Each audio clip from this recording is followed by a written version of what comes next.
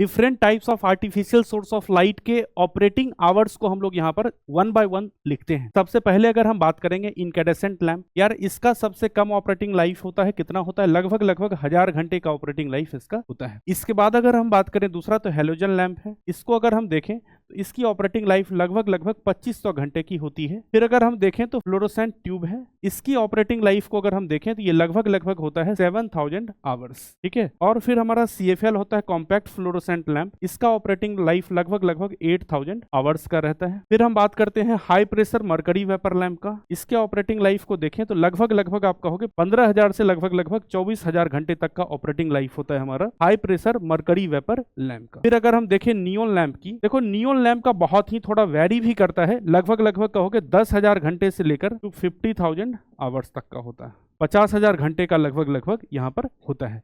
फिर अगर हम बात करें सोडियम वेपर लैंप की, इसका भी हम कह सकते हैं अप टू 24,000 आवर्स तक का ऑपरेटिंग लाइफ होता है सोडियम वेपर लैंप का। इसके बाद अगर हम देखें लाइट एमिटिंग डायोड का, एलईडी का कंपनीज अलग अलग अपना क्लेम करती है और ये लगभग 50,000 घंटे तक का ऑपरेटिंग लाइफ होता है। ये रहा हम लोग जितने भी आर्टिफिशियल सोर्स ऑफ लाइट पढ़ते हैं उसकी ऑपरेटिंग लाइफ। ध्यान रहे ये सब अप्रोक्सीमेट ऑपरेटिंग लाइफ है, तो एग्जामिनेशन में जो क्वेश्चन आते हैं लगभग इसी के अराउंड डेटा रहता है आपको डिफरेंट लैंप्स के ऑपरेटिंग आवर्स को। अब अगर आप कंपनी टू कंपनी वेरी कर सकती है, अगर आप मान लो किसी कंपनी के एलईडी बल्ब खरीदोगे अलग अलग कंपनीज के, तो देखोगे कंपनी खुद ही अलग अलग रेटिंग्स क्लेम करती है ऑपरेटिंग आवर्स के। ये सब कुछ तो डिजाइनर्स मैन्युफैक्चरर्स पर डिपेंड करता है, लेकिन जो हमारे एग्जाम के लिए यूजफुल है वही है अप्रोक्सीमेट ऑपरेटिंग लाइफ। तो मेरे भाई मुझे लगता है कि ये पॉइंट बहुत अच्छे से क्लियर हो जाएगा।